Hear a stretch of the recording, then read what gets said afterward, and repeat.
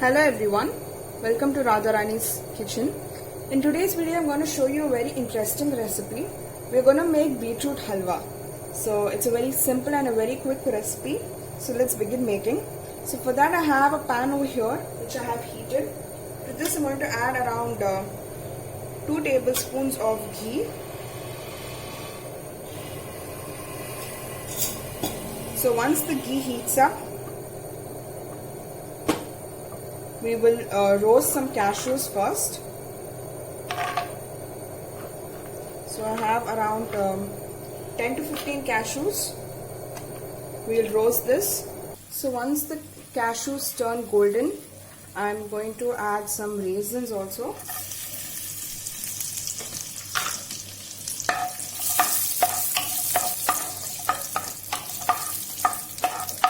I'll take this and keep it separately. So after taking the cashews out from the ghee, we'll add another tablespoon of ghee into this. And now we will cook the beetroot.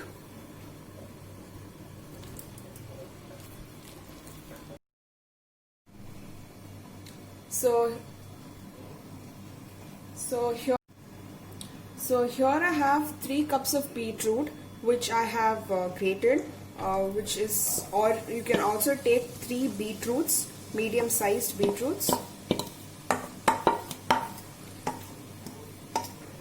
I have grated them, and now we're going to saute this in the ghee.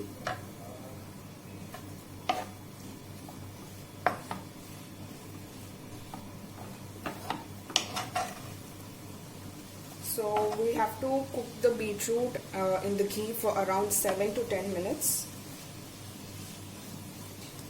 So just keep stirring in between while cooking the beetroot. So after cooking the beetroot for around 8 minutes, you would have noticed that the beetroot has let its water and it is also shrunk in quantity. So what I'm going to do now is I'm going to add 2 cups of milk.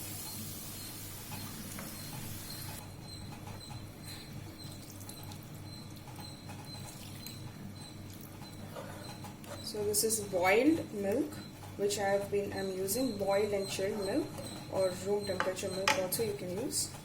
So we'll just let this beetroot cook in the milk for some more time so that the raw taste of the beetroot goes. I'm also going to add around 3 teaspoons of unsweetened khoya.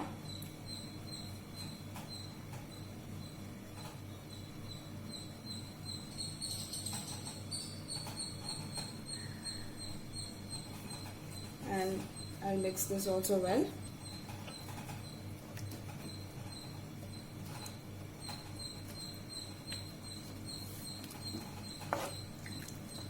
So let this cook on a medium flame for around 10 minutes until the water completely evaporates and the halwa thickens. So as you can see, the 2 cups of milk which we have added, it has evaporated to some extent, and it still has more to get evaporated, the water I mean. And now I'm going to add some cardamom powder.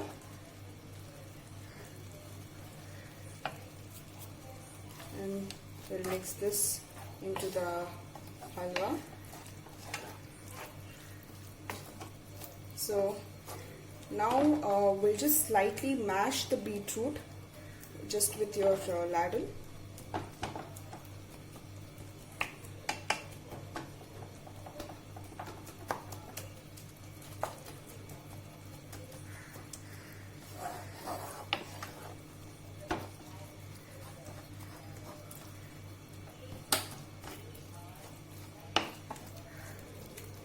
And I'm going to add half cup of sugar here.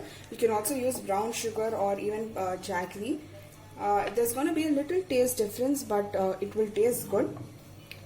You can. I am using half cup of sugar because the beetroot already has some sweetness in it. So for that, I'm using a less quantity of sugar. So we'll mix this well. and cook for another 10 minutes until the sugar dissolves completely and the remaining water and milk which we are seeing also evaporates completely. So cook this on a low flame and keep stirring it once a while in between. Don't be in a hurry, because if you keep it on a high flame or if you do something like that, it's going to burn and it's not going to taste good. So as you can see, all the water, everything's evaporated and it has become thick, and I like the consistency. If you want it even more thick, you can cook this on a low flame for even more. Now I'm going to add the dry fruits.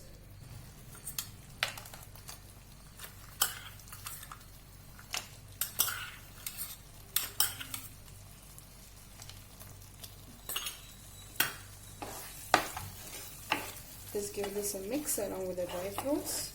And now your beetroot halwa is ready to be served. Just for more taste, I'm going to add some more ghee on top, around half a teaspoon of ghee on top. So it will give a more rich taste.